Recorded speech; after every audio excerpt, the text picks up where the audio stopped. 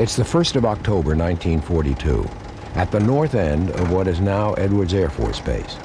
A secret airplane is disguised with a phony propeller in case an onlooker wonders why it doesn't have one. It takes off on its first short hop across the lake bed, making a sound new to the Mojave Desert and all of America. It's the Bell XP-59A, the first American jet. The question is, will it be ready in time to have an effect on the outcome of World War II?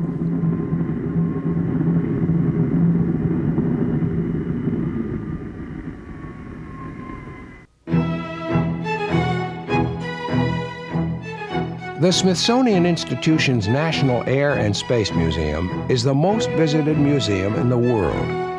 Its collection contains some of the most important aircraft and spacecraft in history.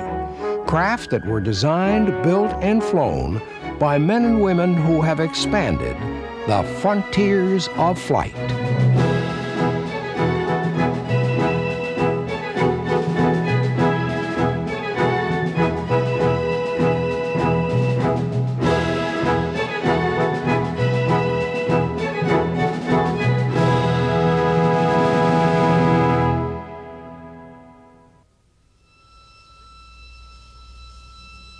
This is the first of the Bell P-59s, designed and produced in extreme haste and secrecy in the early years of America's involvement in World War II. It's on display in the flight testing gallery of the National Air and Space Museum in Washington, D.C. It came about as a result of a deal in which a jet engine that had been designed in England was licensed to General Electric for development in America. The Bell Aircraft Company was given just 6 months to design and build the airframe that would be powered by the engines. The engines were revolutionary. They promised a future with high-speed and high-altitude flight, no more propellers, and a possible military advantage for the Allies over their World War II enemies. This is the story of the Bell XP-59A and its effect on the history of aviation. It begins in England in the years just after World War I. Frank Whittle is a boy who loves airplanes. He leaves school and becomes an apprentice at Cranwell, the Royal Air Force College. His apprenticeship involves him in the study of aircraft engineering, and he demonstrates a natural talent. As he develops his engineering skills, he also throws himself into the theoretical part of his course. He writes a 3-part science thesis called Chemistry in the Service of the Royal Air Force. It includes a study of the atmosphere. And I became fascinated by finding that at a height of 69,000 feet, the air density was exactly 1/16 of its sea level value. And that meant that it would be possible, theoretically, to fly 4 times as fast for the same drag as at sea level, and get 4 times the lift. But unfortunately, I was rather depressed to realize that it also meant you need 4 times the power. And piston engines wouldn't even turn themselves over at 40,000 feet. Later, he thinks of putting a piston engine inside a hollow fuselage driving a fan. He rejects the idea, but not completely. And then I suddenly thought, well, why not throw that piston engine away and substitute a turbine and boost the pressure of the fan? And that was it. That was the turbojet engine. But there is no interest in the idea. Whittle is now a pilot, known as something of a daredevil. He has some interesting incidents, like this one where his rear seat passenger falls out on takeoff and Whittle has to land with him clinging to the tail. But through all this, he continues to work on and promote the idea of the jet engine. My brother officers were rather amused by the whole thing. It was known as Whittle's Flaming Touch Hole. But one of his brother officers was interested and advised Whittle to take out a patent on the idea, which he did. And then shortly after that, he was sent to Cambridge for advanced engineering work because he'd shown a lot of engineering ability. And in fact, he was brought up in his dad ran a machine shop, and he was mechanically inclined and a good engineer, basically. While Whittle was at Cambridge in 1935, an old colleague offered to help him get backing for the jet engine. After months of trying, they were successful.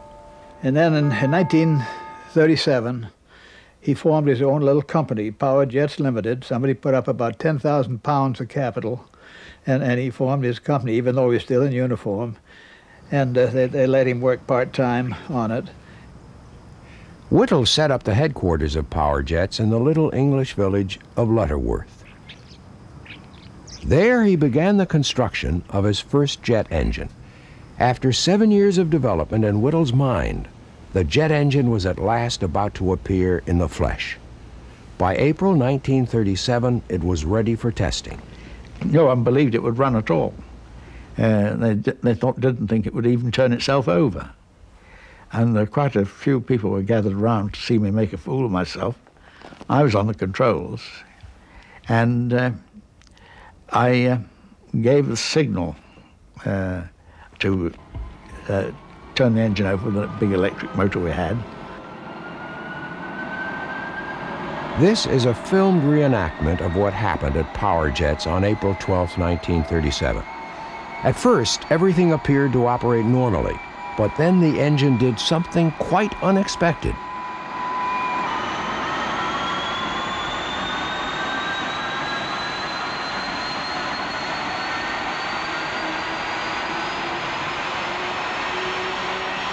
It accelerated out of control, and so did everyone standing around it. It still accelerated. That was a terrifying thing.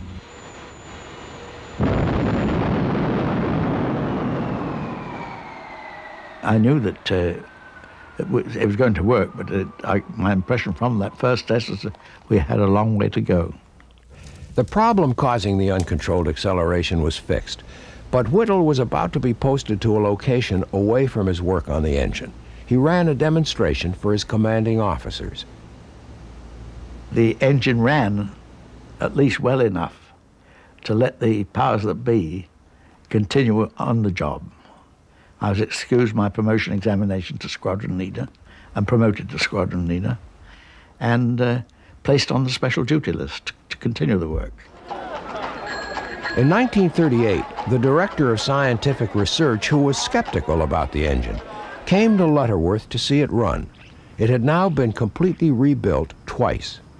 Well, I ran it for 20 minutes at near full speed, and he was at last converted. Decided that we did have an aero engine, basis of a practical aero engine, and agreed that a flight engine should be ordered and an experimental aeroplane to test it. But the world was changing rapidly. In September 1939, Hitler's blitzkrieg began in Northern Europe.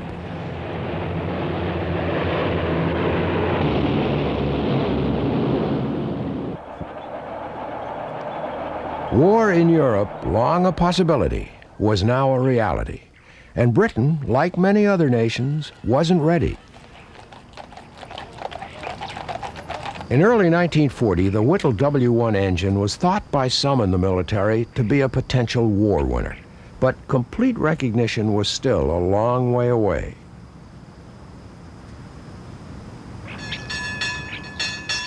At this time, Britain's air resistance to the German Luftwaffe depended on Hawker Hurricane and Supermarine Spitfire fighters, very much on a par with the German Messerschmitts in performance. Britain could have used a weapon capable of flying 500 miles an hour at more than 40,000 feet.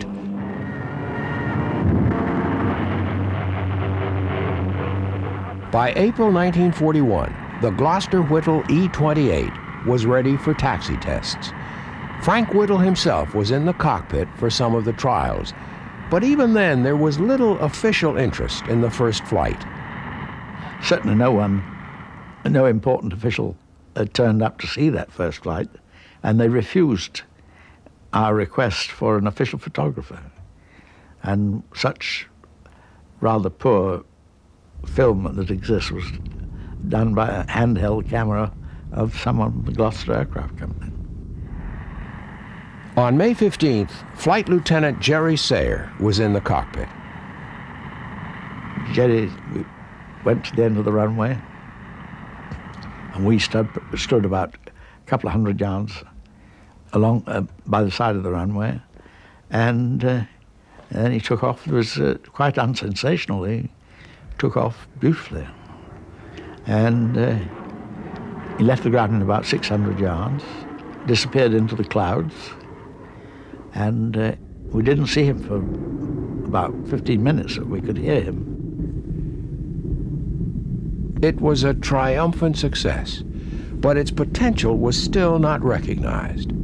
A strange thing happened. Our priority was taken away because they said everything must go into Spitfires and Hurricanes and so forth. Again, Whittle was bitterly disappointed. He wanted the engine taken somewhere safe for development.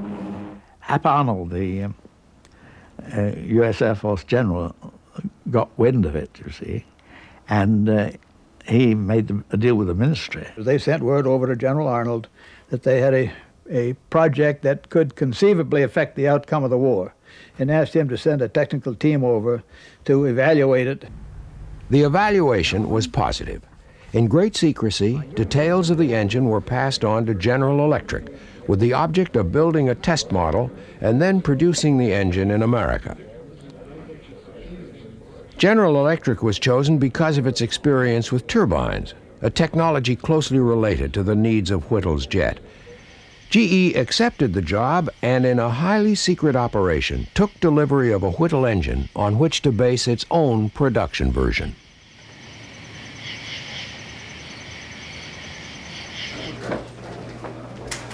Secrecy was also the key word at Bell Aircraft, where a special isolated unit was set up to build America's first jet airplane. Bell was selected as the contractor to build the airplane because they'd shown a lot of innovative capability, and they had the capacity to take it on. The other builders of fighter airplanes were really loaded to the gills. Another reason for giving it to Bell was because Larry Bell was there to personally ride herd on the program. On December 7, 1941, the stakes were raised. Japan bombed Pearl Harbor, and America entered World War II.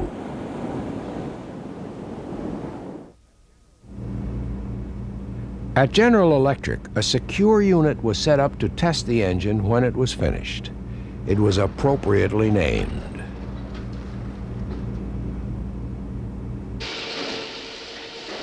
But engine manufacture wasn't concentrated in one place. Different parts of the engine were given false part numbers and manufactured at different locations in the factory. The GE workers didn't know they were building America's first jet engine. Only the final assembly of the parts was performed behind closed doors.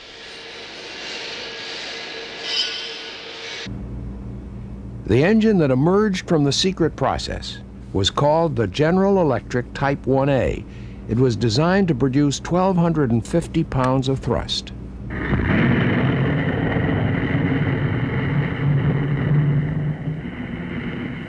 While GE was building its engine, Bell Aircraft was dealing with the task of producing a new jet airplane from scratch to completion in 6 months. Since it was top secret, they couldn't even use government wind tunnels. Only one model was made before the design was laid out on the floor and production began. As another secrecy measure, Bell's jet was given a misleading designation. Bell had abandoned a project for a piston engine fighter called the P-59. The new jet was to be called the XP-59A. This is Edwards Air Force Base in the Mojave Desert north of Los Angeles. Today, it's the center of Air Force flight testing, but in 1942, it was just desert. The site was perfect for testing top-secret aircraft because it was so far away from everything. The lake bed was the other major factor because it provided a vast expanse of runway in any possible direction. in case an airplane, in this case a jet airplane, as with the P-59, flamed out, the pilot could make a dead stick landing from almost any position around the lake bed. When the decision was made to locate the P-59 test program here at Muroc, there was nothing here in terms of test support facilities. And the need for security, this was after all a top secret program, dictated that the test site should be at some distance from the training base that existed here at that time. For that reason, they selected a site on the north shore of the lake bed. Today, that same site, known as North Base, houses some of the Air Force's most secret test projects. But in 1942, when Bell Chief Test Pilot Bob Stanley came out to Muroc Dry Lake to prepare for the secret jet tests, he started with very little. The barrack was more or less completed. The water tower was completed. The hangar was not completed. It was a portable hangar which had lost a few of its parts along the way. And when Bob Stanley arrived, the place was a top secret site. They had to get rid of the construction crew, so Bob Stanley had to oversee the final construction of the hangar and the barrack. Now this included, among other things, all the electrical system. And Bob Stanley had quite a reputation amongst his fellow workers as being, first of all, a brilliant engineer, very fine test pilot, very hard driving man, difficult man to work for, but brilliant. He seemed to know a little bit about everything. In mid-September 1942, the first Bell XP-59A arrived at Muroc. It had come out to the desert by train from Buffalo, securely wrapped to preserve its secrecy.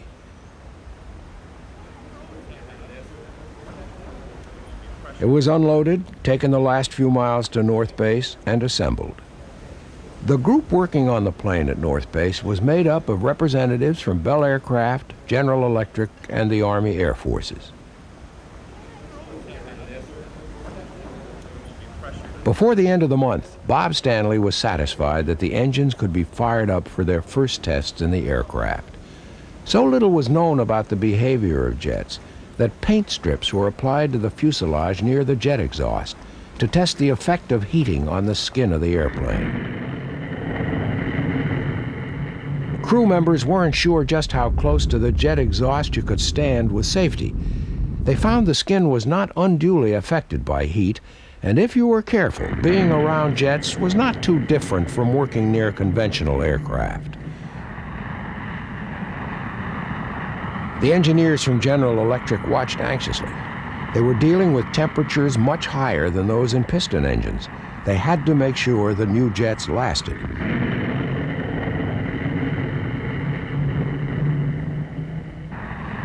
By the end of September, Bob Stanley had run a series of taxi tests with satisfactory results. He was now ready to see how America's first jet airplane would behave when it left the ground.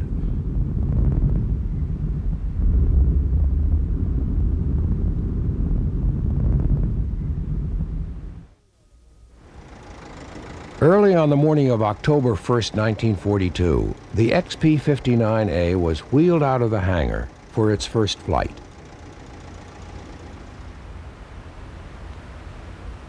The plan was conservative. The first venture off the ground would just be a low-altitude hop, and if it went well, Bob Stanley would make more flights at increasing speeds and altitudes.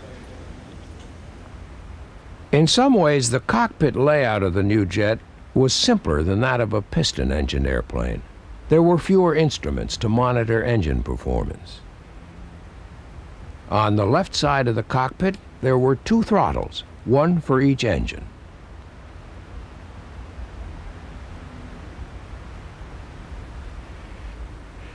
As Bob Stanley sat in the cockpit of the XP-59A that October morning in 1942, he could not begin to imagine the impact the jet engine would have on aviation and the world in the next few years. His mind was on the next few minutes in an untried airplane.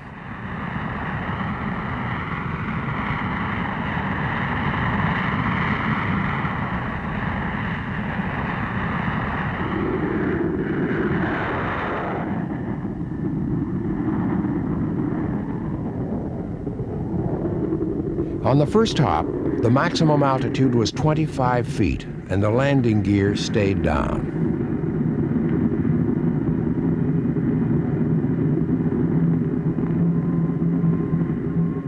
The next day, the ceiling was raised, and so was the curiosity of the people at South Base.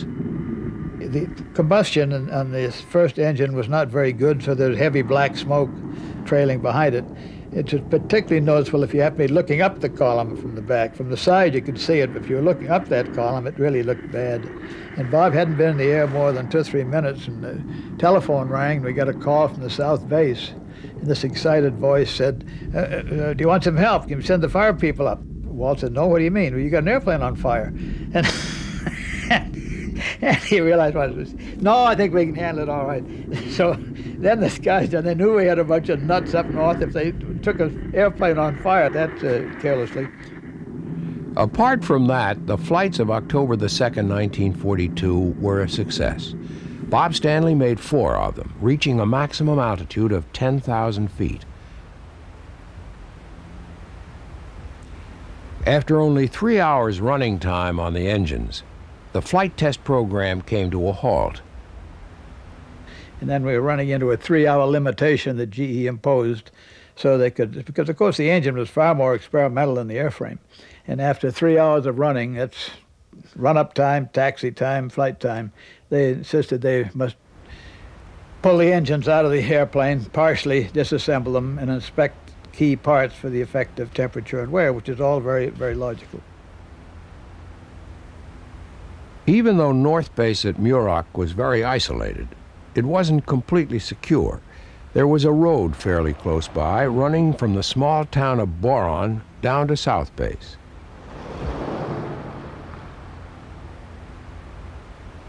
With a road running by about just half a mile away from us in that clear desert air, a lot of mechanics lived at Boron, working down at the South Base, so they were going back and forth every day. Some of those individuals were bound to be propeller-oriented, and they were going to notice that there was no prop on this airplane, so we rigged up a little round ring with 4 balsa wood blades going out in 4 directions. So whenever the airplane sat outside the hangar, that was just stuck on the nose, so that anybody half a mile away, it took care of that emergency before it arose.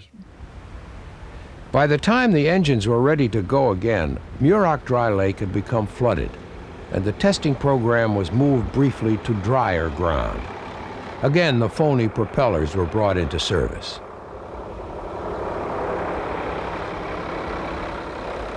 The honor of making the first test flight for the military fell to Lawrence Craigie almost by default. 2 other pilots who would have preceded him were overseas at the time.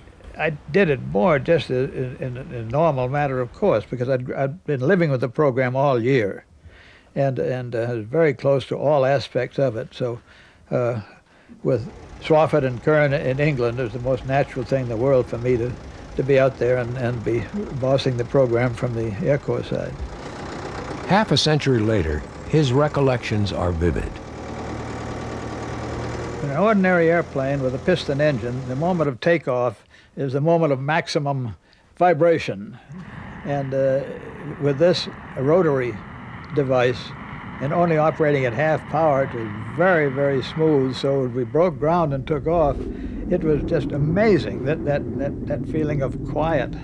So that was the impression I've always carried with me of that first flight. It was accentuated, of course, by the fact that we were only operating at half power. Again, GE's conservatism. General Electric specifications had promised 1,250 pounds of thrust per engine, giving a total of 2,500 pounds. But it was clear to those who flew the airplane that the engines weren't producing nearly that much. Lack of power became an issue. We were a little bit concerned. We thought they were being a little over-conservative. We wanted to know just how much thrust we were getting, so Bob Stanley had him stick a metal fence post in the lake bed, and we got a big spring scale, and we attached it between the fence post and the airplane, and we revved the engines up as high as GE would let us go, and we got a reading of 1,600 pounds on that spring scale, so we were getting 800 pounds of thrust per engine, which is not a hell of a lot. In fact, it wasn't much more than half what had been promised, and lack of power meant lack of performance.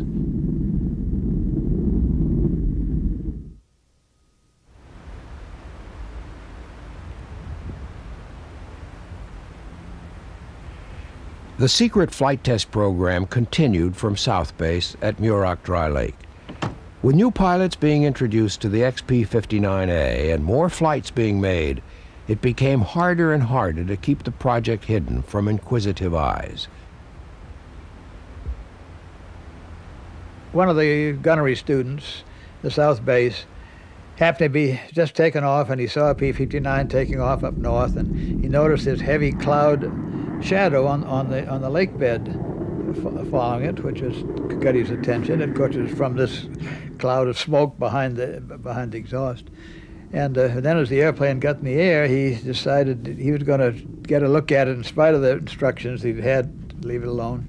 So he maneuvered his airplane so that he got pretty close to it up in the air, and he saw it had no prop. But then he got all excited, and when he landed, and he told all of his buddies back there that he'd solved the mystery, that airplane didn't have a propeller.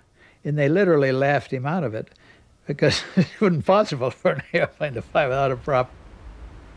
These new jet engines were very temperamental. It was a totally new technology. And the early engines were subject to flameouts, frequent flameouts. There was no way to restart the engines in flight. And hence, if you lost your engines, you needed a place to land and land quickly. The lake bed offered this opportunity to land in any direction, as long as you were flying within the vicinity of it. It became evident that it was a very short-range affair, and this is where that unlimited expanse of lake bed paid off up there, because they thought nothing of just running a test until they ran out of gas. Stop, and they'd make a dead stick landing. In other words, just come in and land on the lake bed. They did this several times.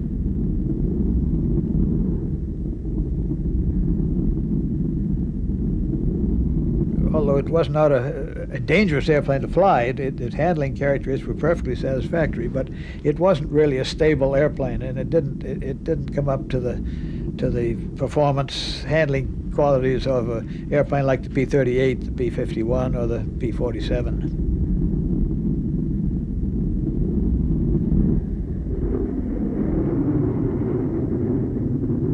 There were many minor problems with the XP-59A, some very uncomfortable in the desert heat.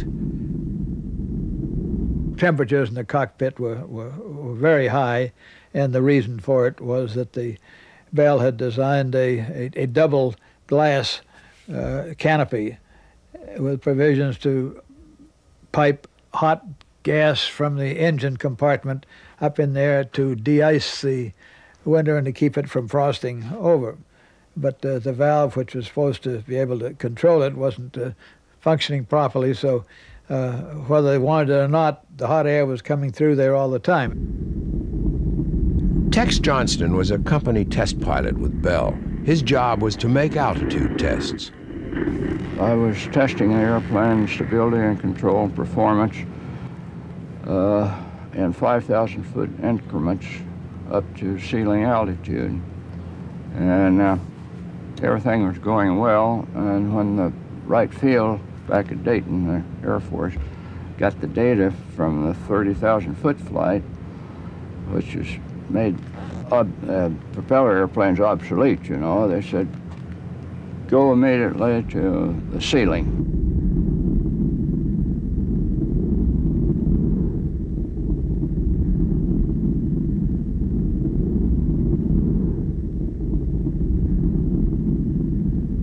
And I got to 46,000 feet, and the rate of climb was, I estimated, down to just 100, maybe 100, 150 feet a minute. So I said, that's it, that's the altitude, and that's 46,600 feet. And I stabilized out and recorded the data. And then I pulled the throttles back to start the let down, pulled them clear back to idle, and they still ran at full bore. And I could drop the nose just a few degrees, and I'd get into high-speed buffet. I'd pull it up and go a little bit too slow, and I'd get a low-speed buffet, which is stall warning, high-speed stall, low-speed stall. And I Of course, I could only estimate this, but from my experience, I knew that I had about a spread of about 35 miles an hour between high-speed stall and low-speed stall. Tex's solution was to cut one of the engines, making sure it wasn't the one that drove the hydraulic systems. With one engine shut down, it decreased the thrust 50% so I could let down, and I was in high-speed buffet all the way until I got down to about 35,000 feet.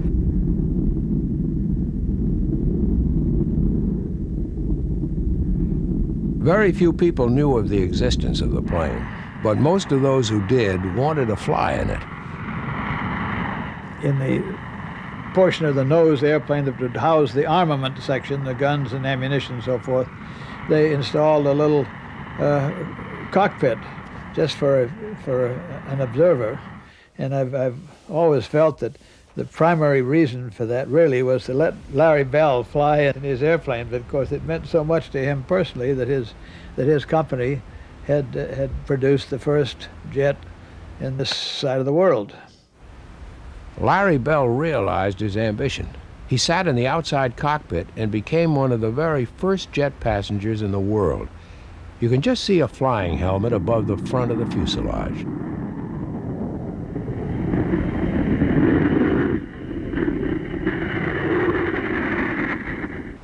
Larry Bell was only one of a number of VIPs who were impressed by a flight in that very unusual jump seat.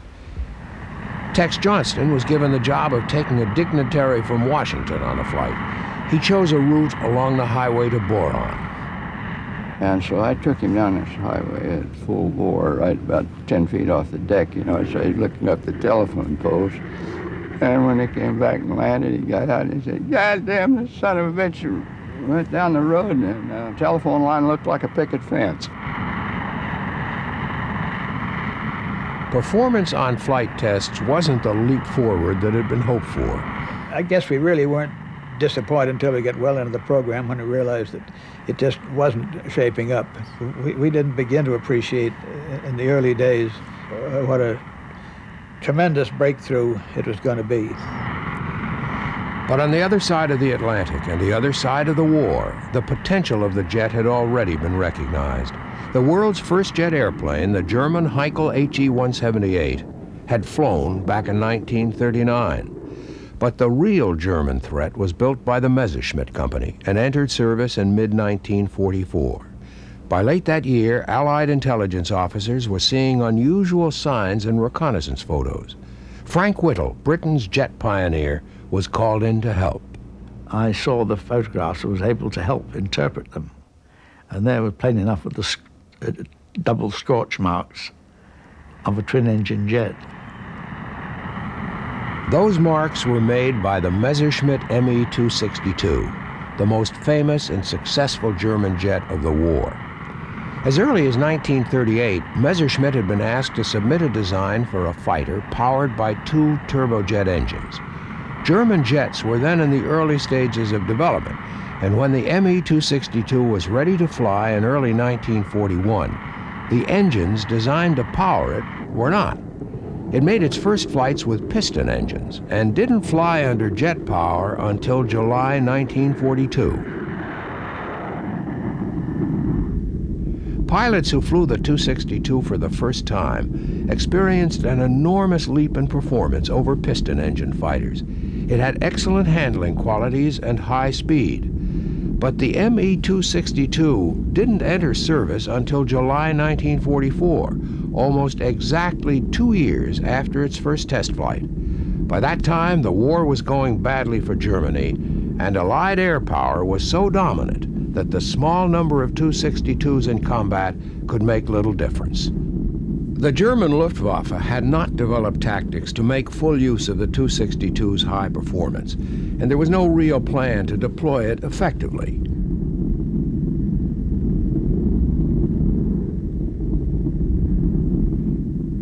One of the tantalizing what-if questions of World War II is what if the 262 had been brought into service earlier than it was? Would it have affected the outcome of the war? There were delays in that program which are a little hard to explain later on, some of which were due to Hitler himself injecting himself into the program and decided that he wanted him to build bombers instead of fighters. So that delayed the program probably 6 months. Even so, they did succeed, even in spite of all the difficulties they had in Germany with the war going against them. They built 1,200 of those airplanes. And fortunately for the Allies, only 200 of them ever saw service. In war-ridden Germany, it took a long time to develop the jet engine to operational standard, and there were other reasons for the delay. They were the successful airplane. See, they had logistic problems. They had pilot problems, and they had fuel problems, and they had logistic problems getting to use these airplanes, which is why they never used but 200 of the 1,200. In the Mojave Desert in 1943, Bell Aircraft was having problems of its own in fulfilling the promise offered by jets as a weapon of war. There were now 3 prototypes of the Bell XP-59A under test. They had been developed in extreme secrecy and isolation, without the benefit of normal design processes available to most advanced aviation projects in America. Even now, after months of flight testing in the desert, Bell and General Electric were very much on their own, continuing to fine-tune the engine and airframe in isolation. As the program developed, we wanted to give Bell some outside help. In fact, the normal thing in an experimental program would be for the airplane manufacturer to work with the NACA, utilize NACA's wind tunnels at Langley Field. But they were not allowed to do that. In fact, NACA knew nothing about this program. There probably weren't over a dozen or 15 individuals at Wright Field that knew of the existence of the program until long after the airplane flew. In 1943, Larry Bell had a problem. He'd been forced to develop America's first jet airplane in secret and make all the mistakes that others could capitalize on in future. Now he had to try and secure some long-term benefit for his company. Before the prototype had flown, Bell had received a production order for 13 additional planes designated YP-59A for Army Air Force's service trials. As they became available in 1943, early impressions were confirmed. The potential of Bell's new jet as a war winner, or even as a war participant, was not great.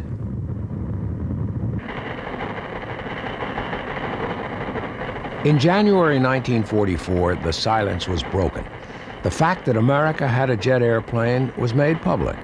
For months, the Bell Company had been trying to convince the military to buy a large production run of the P-59. In mid-1943, Larry Bell had suggested to the Army Air Forces that they order 300 airplanes.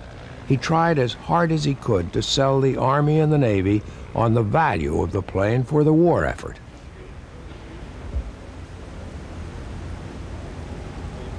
Bell Chief Test Pilot Bob Stanley flew a series of demonstrations for military personnel. Only a handful of people had ever seen a jet fly before. For almost everyone here, it was the first time they had seen a plane fly without a propeller, and the first time they had heard the roar of a jet engine.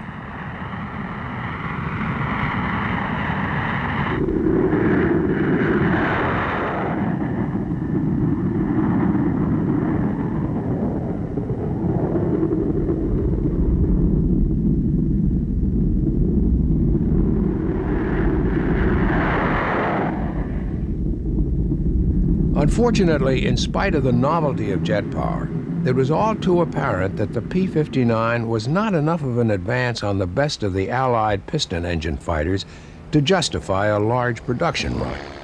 Eventually, the Army ordered 100, but only about half of that number would ever be built.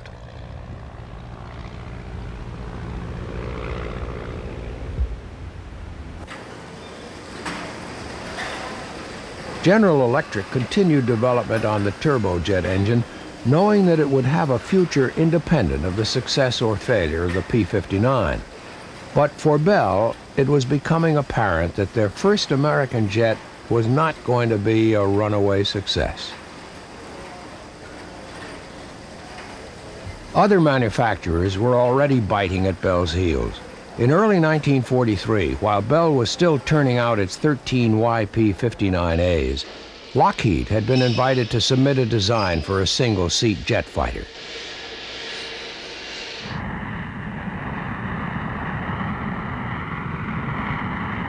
As the production run of P-59s began to roll out of the Bell factory at Buffalo, more and more people in the services came into contact with them on a daily basis. But it took a long time for the news of this revolution in power to filter through to those still fighting on remote overseas battlefronts. I didn't know a thing about it, and none of the pilots did. In fact, I recall when there was a magazine called Impact. It was an intelligence magazine that was circulated in the Air Force. And I remember sometime in 1944, toward the end, I saw a copy of it and had a picture of a P-80 in it. And I thought they were just, trying to fool somebody. In England, development on the jet engine had been proceeding independently. A new airframe had been produced by the Gloucester Company, powered by 2 jets. It was called the Gloucester Meteor, and its performance was very impressive. The Gloucester Meteor came into service late in the war. It was fast enough to chase and catch the German V-1 flying bomb. British pilots developed a special technique to deal with it. Shooting it down was dangerous for a pilot who had to fly through the explosion. But if he could position his Meteor's wingtip under the V-1, he could tip it off balance so it would fall out of the sky.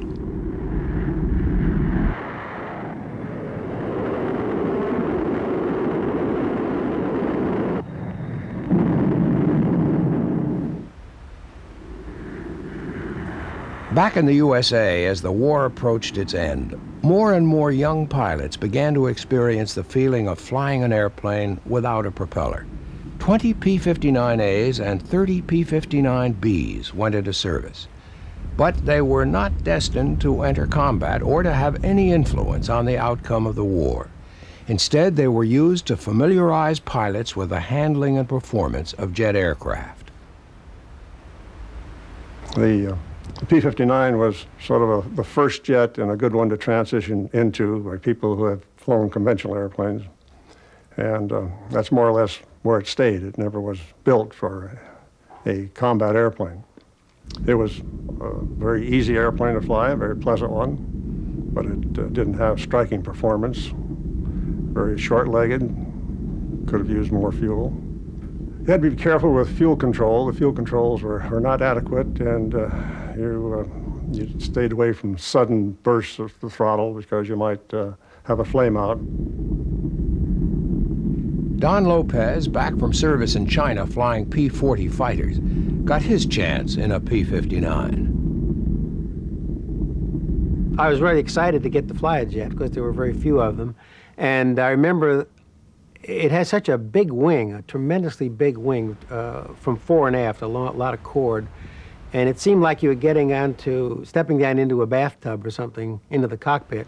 But when you started the engine, you just pushed the button and one engine started, then you pushed the other, and you could almost only tell it by the instruments. There was hardly any noise. And you had to give it almost full throttle to get it to taxi, to move. And when you lined it up with the runway then, and you didn't have to warm up or check your engine. If it's running, it's running. And you line up with the runway, give it full power and let go of the brakes, and hardly anything happened. Then you just gradually start moving down the runway. It felt sort of like you were being towed by an invisible tow plane. And it lifted in the air because it had a lot of lift with the big wing. And it handled all right. It wasn't terribly fast. It was maybe a little faster than a Mustang, but and you could only stay up about 30 minutes because it ran out of fuel. But just being a jet was very interesting. But it didn't handle that well like a real fighter. But already there was a new U.S. jet operating that was just like a real fighter. In fact, better than any fighter that had ever flown in America. Its performance and handling qualities far exceeded those of the Bell P-59. It was the Lockheed P-80 Shooting Star. Although this prototype was built in only 143 days, and flew for the first time on January 8, 1944. The P-80 was too late to have any impact on the war.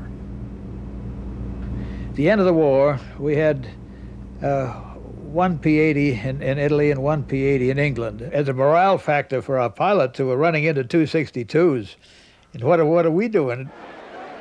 In 1946, the first national air races since the start of the war were held. Huge crowds enjoyed the opportunity to see some of the enormous advances in aviation from the war years. The P-80 was one of the stars of the show. It was exciting to watch and to fly. My first flight in the P-80, I literally felt when we got off the ground in the air as if I was literally 6 or 8 feet behind the airplane trying to catch up with it, because it had that tremendous thrust. I loved it. It handled very well, very maneuverable, very small, tight cockpit. You really felt like you were in a fighter, and it just was you climbed at 380 miles an hour, which was about 180 miles an hour faster than the P-40 cruised, and it just was a great airplane. I liked it very much. You felt like you belonged in it when you first got in it. Immediately after the war, captured German aircraft were flown into France as part of Operation Lusty. Among them were many Me-262s, not all of which were recovered with complete success. These airplanes were then shipped to America and put through a testing program. Rush Schley flew an Me-262. Performance-wise, it was a great airplane. It had great flotation. You could land on unprepared runways. Oddly, it had a nose wheel brake as well as the main wheel brakes, where you could get it stopped in a hurry. It had great firepower, devastating firepower, with the 4 cannons in the nose. It had long range. The shortcomings were it had 20-hour engines. They'd have to change the engines after about 20 hours.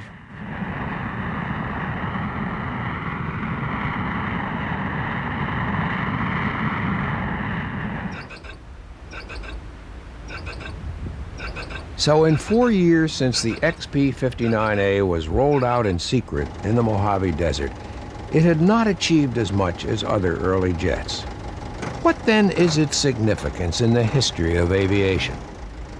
Had the airplane been developed in the normal fashion, with all of the wind tunnels of NACA and all of the capabilities of NACA and the Air Force available to it, a lot of these things would have been discovered and would not have existed in the airplane. So it was not a successful military airplane, but it was the beginning. It was the first jet in this country, and Bell truly did a remarkable job under almost unbelievably difficult circumstances with the security and the other hamstrings that they were subjected to.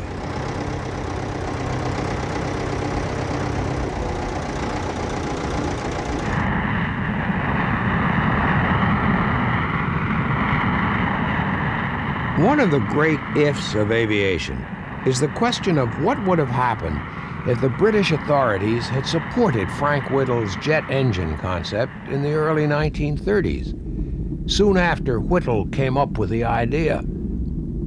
Sir Frank Whittle himself has no doubts about the answer. Oh, if the whole thing had been backed as early as it should have done, it might have been in service 5 years earlier. And von Hayne, the German jet engine man, he's publicly said 3 times that had the British government backed me, as it should have done, it might have stopped World War II. Whether or not that's true, Frank Whittle and his jet engine have had a profound effect on the history of aviation.